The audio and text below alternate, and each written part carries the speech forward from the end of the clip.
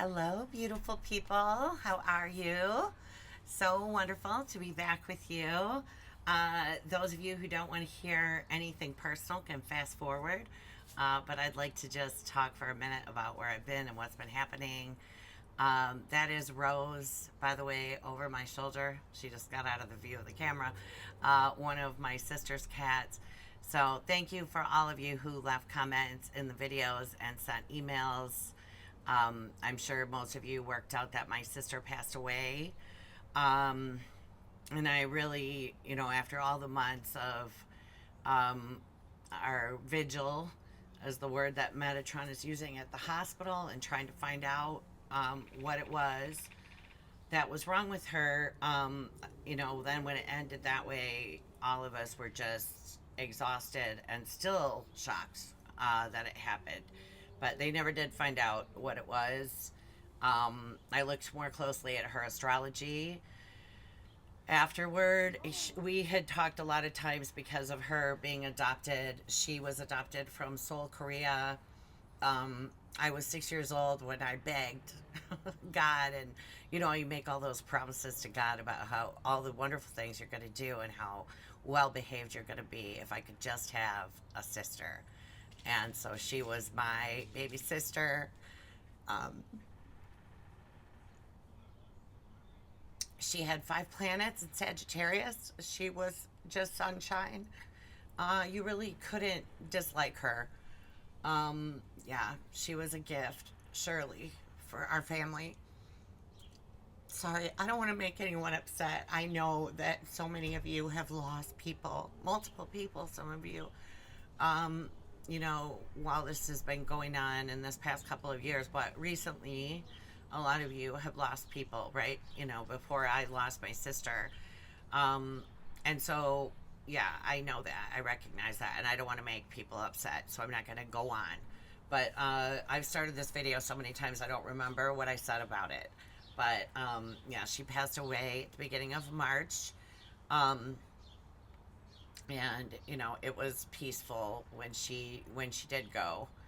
Um, yeah, so anyway, I don't want to talk about that much too much longer. Before I left, we were talking about starting a new moon group, and I had a lot of emails from people asking if we were going to do that, and we are going to do that.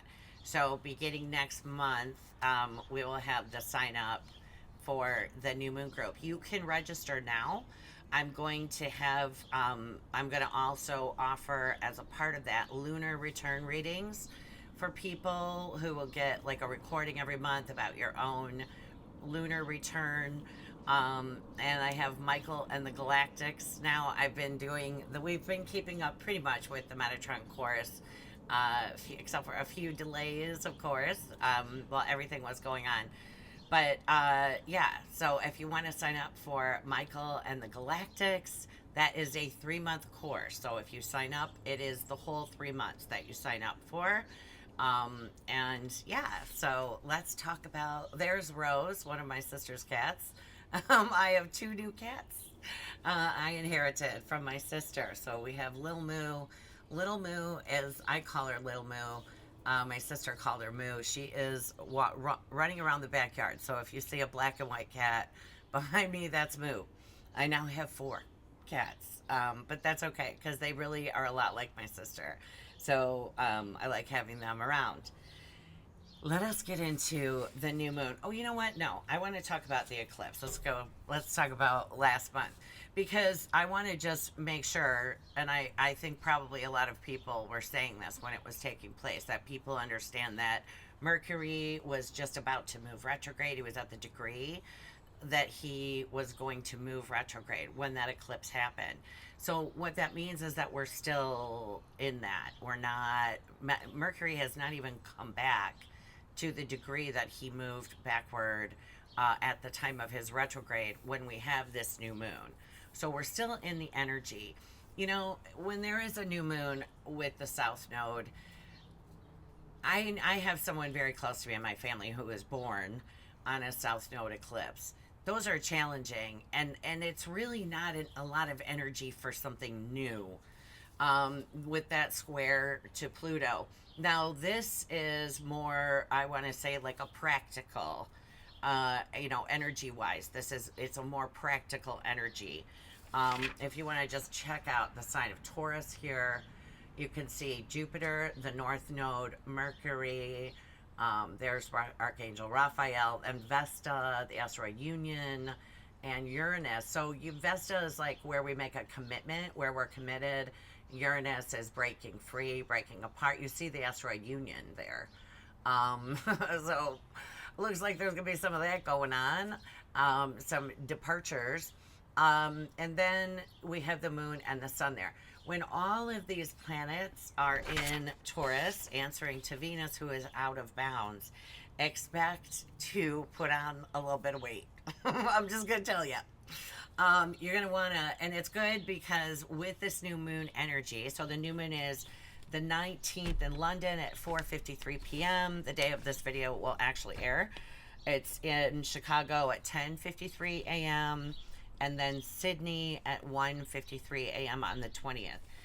And it happens at the anaretic degree. It's 28 degrees and 25 minutes of Taurus. So we would look at the 29th degree. So, if you have planets, let's say 24, 25, moving to 3, 4 of a sign, that's where you're going to get this energy.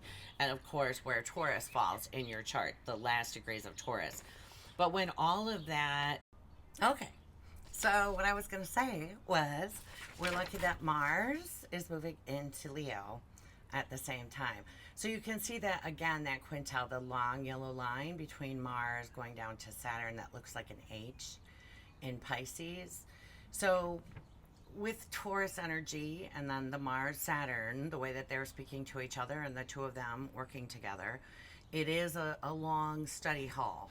I've been saying that. I think he's been talking about that for about 6 months. But this is definitely where, there's Bill, where that's going to show up. Because it's going to be slow and steady wins the race. Because Uranus, Union, and Vesta are all there, that can also be, because it's the 8th house and it's Taurus, that can also be addictions. And same with that Neptune South Node connection that I showed you. So if there is some kind of habit, it could be sugar. It doesn't, who knows? Sugar is like the most addictive, I think. But yeah, whatever it is that we're addicted to, it's the most for each of us, right? But all of that energy says that definitely something new. It needs to be like a refresher. There needs to be some pizzazz, some zhuzh. But it's really, Taurus, like, what is it that you are really wanting? And he also said, what do you need to satiate? Like, what is it that it could be a relationship. It doesn't have to be like some, huge dream. Whatever it is, though, this is that spark. And this is, if there's something like maybe you haven't come up with it yet, this is a great energy even to be finding out what it is. Because Neptune is also making that connection, not the same exact connection, but connecting to the North Node in well, if you would divide the chart up a certain way, that would be like spiritual aspects. So that could be like there is some, he's saying, treasure to unearth. Uranus and Union and Vesta all together there, because they're real close to the moon and the sun, and that can also be that he's saying treat yourself every day. Maybe it's just a compliment that you pay yourself every day. Anything that you can do to invest in yourself in a new way, in a way that's exciting, that's different, that's outside the box. Any course that you've been looking to take, that looking at it like, oh, that's a huge commitment. Yeah, this is the time to make a huge commitment. Also, it doesn't have to be huge. But if you're looking, to change something and you have like a 10-year plan, but this also, in this astrology, tells me that things are most likely not going to go in the way that we have believed. Like we've laid out the steps. There may be hiccups. In fact, when I had to stop the camera because the video had stopped, or it hits pause for me. The neighbor's dog. I started talking again, and the neighbor's dog spotted the cats and started, barking incessantly. And I had to handle the dog before I could then start recording again. So it's actually perfect for this energy. Because remember that Mercury is in shadow. I just want everyone to understand how much promise there is in this with when you put the North Node and Mercury and Jupiter, revenue, blessings and abundance, Vesta union and Uranus. If you have a significant other that you're not looking to get rid of, maybe change things up in the bedroom, because it is the eighth house. So yeah, there is a lot of good stuff. Taurus is juicy. Taurus is the richness, and also the hunger. Is what he's reminding us of. But like I said, with Mars is no longer out of bounds. With him moving into Leo, that would be like what am I trying to say? Like a gold medal athlete, like someone who is very athletic. So if you can add some extra movements, just because, you know, if you have Jupiter in your sixth house and you have done a session with me, I always say, when Jupiter is in the second or the sixth, it's just, you can just gain weight. You can just look at something and gain weight. I have Jupiter in the sixth, by the way. And weight tends to fluctuate then. So yeah, just to be conscious of that. Everyone, whether they believe in astrology or not, is going to be affected by this energy because it's just so much in one sign. And Uranus and Jupiter are, big planets. Those are guys that take a long time. Jupiter is moving out. He went in on the he moves out May 31st of 2024. So he is retrograde while he's there for a while. Also, during this new moon, Black Moon Lilith, the asteroid Sphinx, which signifies the mysteries of the universe. Black Moon Lilith, she's pretty audacious. She doesn't really give a rat's booty what anyone says. So the moon and Mars, Black Moon Lilith, and Sphinx are parallel, meaning that they're at the same degree by declination. So that's pretty potent. But that moon, Mars, Black Moon Lilith, Sphinx combination also tells me that we don't see yet the big picture. What's that? Jupiter, North? Oh, yeah.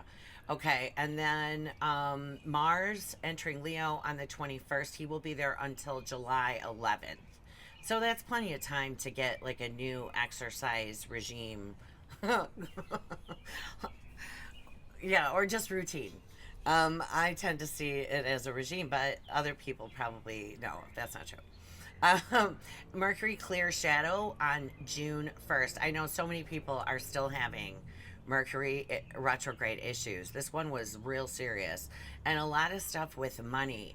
A lot of people finding out that they used money that wasn't actually theirs, or I had one of my kids who had a problem last time Mercury retrograde, lost, somebody else got the new card now, wiped out two accounts, which the bank took care of. Everything's fine. But it just was a lot to do with money issues while it's been in Taurus. Whenever I find that when Mercury retrogrades in Earth, that it does tend to be more serious for me anyway. Just not serious, but I just notice a lot more issues with it. By the way, since we're talking about that, in September, when Jupiter moves retrograde, he starts his retrograde at the degree that Mercury did. So that's when we really, keep an eye. Just look through your accounts. And if you haven't done it at all during this last Mercury retrograde, it would be a good idea to do that. So the degree of Venus in Cancer, she's at 12 Cancer, and it's about a hand coming out. And it's about receiving that handshake, like agreeing, like, yes, let's partner. And then we have the two cobblers working side by side at a bench, and that is the aspect of the eternal self and you. And my course, the one now, next session we'll be doing Michael and the Galactics, is so that you can commune with the aspect of you that loves you purely and unconditionally. We have a very tight-knit, wonderful group, very kind people, and we'd love to have you join us. And then I will get the information when I'm here next week. I will have everything available. for our new moon group sign up. So you'll be able to do that. And you can sign up for Michael and the Galactics now. We will have our first live meeting will be June 13th. We meet every other Tuesday for 3 months, and we do meditations at home with this time will be Archangel Michael and the Galactics that we'll be working with. So I'm excited about it. I'm really looking forward to that. But yeah, thanks you guys for all of your patience. I talked about the Pluto um, transit that I'm having right now. It started about 4 years ago, and I went through a period of 3 months where I could not stop crying. Nothing was wrong. Everything was great. Bailey had never even had a grand mal seizure at that point. I had no problems at all. I loved my work. Everything was great. And I just knew that that meant I could feel it. I mean, you can feel the grief cry is different, right? And I could feel that someone was leaving, but of course they don't fill in those details. So I just last year was waiting for something to happen. And so when Bailey got really sick, it was a year ago right now. It was the middle of May when Bailey got really sick. I really thought that maybe she was going to go. Um, and then she got better. And when she got better, that was when my sister got really, really bad. Um, so, yeah. I know she's coming back relatively soon. Even my mother, who doesn't believe in this stuff, had a dream that she was coming back soon, but she looked different. And I was like, see? So, anyway, and I can still talk to her. So I feel really blessed with that. But, yeah, one of you mentioned in the comments when I talked about the Pluto transit, and all of you, who have ever had one or have any coming up, that's when it's power stripping, really. So I had court with my ex-husband, which wasn't really that bad, except just that I don't like that whole thing. I mean, nobody really enjoys it. But then Bailey got really sick, and then my sister, and nothing shows you how, like, where your power ends, like watching a relative be sick, and not being able to do anything. And yeah, that's what's up. I think it's strange how in the evangelical community, when things happen, it's like, oh, they must be bad. They must be. No, it's just life. And we just learn to, Metatron is saying roll with the energies. And sometimes we're at the top of the wave, and sometimes we're in the trough. And I'm just in it. I'm having a trough moment right now. So, but honestly, like talking to all of you makes me feel better. I can feel all of the love and I'm really grateful, honestly. And I will be back here more for you. I apologize that I have been absent a lot of this last year with things going on with different members of my family. But I really am happy to get to Michael and the Galactics and throw myself into work. I love my work. I find it so rewarding, and I love interacting with all of you. So, yeah. Anyway, everybody, take care, and I will see you next week. Bye-bye.